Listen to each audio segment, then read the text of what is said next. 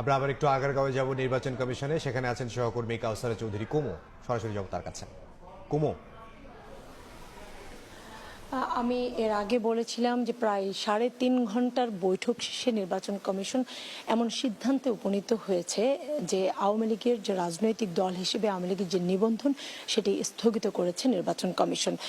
কিছুক্ষণ আগেই নির্বাচন কমিশনের যিনি সিনিয়র সচিব আক্তার আহমেদ তিনি আসলে বিষয়টি জানিয়েছেন গণমাধ্যমকে, বলেছেন যে গেজেট পাওয়ার পরেই সরকার যে গেজেট প্রকাশ করেছে রাজনৈতিক দলের নিবন্ধনের যে রাজনৈতিক দলের যে কার্যক্রম তারা বাতিল করেছে, সেই কার্যক্রমের উপরে তারা আসলে এই আলোকে গেজেট নিয়ে পর্যালোচনা করতে বসে এবং এই পর্যালোচনার পরে প্রায় ৩.৫ ঘন্টা পর কমিশন উপনীত হয় যে সরকার যে গেজেট প্রকাশ করেছে এরই আলোকে বা এরই ধারাবাহিকতায় তারা আওয়ামী লীগের নিবন্ধন বাতিল মানে স্থগিতের সিদ্ধান্ত নেয় কমিশন।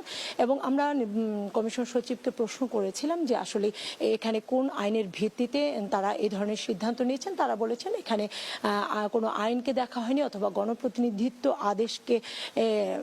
আদেশের যে ধারা আছে বা আইন আছে রাজনৈতিক দল নিবন্ধনের, সেক্ষেত্রে সেটি না লক্ষ্য করে সরকার যে গেজেট প্রকাশ করেছে যে আইনের আলোকে সেটারই ধারাবাহিকতায় নির্বাচন কমিশন এই ধরনের সিদ্ধান্তে উপনীত হয়েছে। এবং তারা বলছে যে আওয়ামী লীগের যেহেতু সরকার তাদের আওয়ামী লীগের কার্যক্রম নিষিদ্ধ করেছে, সেক্ষেত্রে তারা রাজনৈতিক দলের যে নিবন্ধন সেটি তারা স্থগিত করলেন। এবং আজকের পর থেকেই কিন্তু তারা এখন মানে রাজনৈতিক যেই ধরনের কর্মসূচি হোক না কেন আওয়ামী লীগ আর তারা প্রতিপালন করতে পারবেন না। সভা সমাবেশ মিছিল থেকে এমনকি তারা ভোটের মাঠেও কিন্তু অংশগ্রহণ করতে পারবেন না যতক্ষণ পর্যন্ত এই আদেশ তুলে না নেওয়া হয়।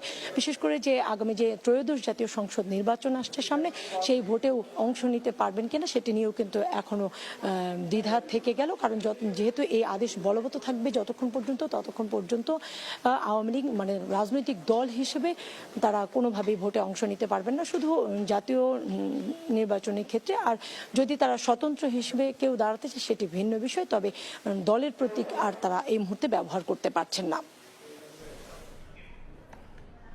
নির্বাচন কমিশন ভবন থেকে সহকর্মী কাউসারা চৌধুরী কুমু।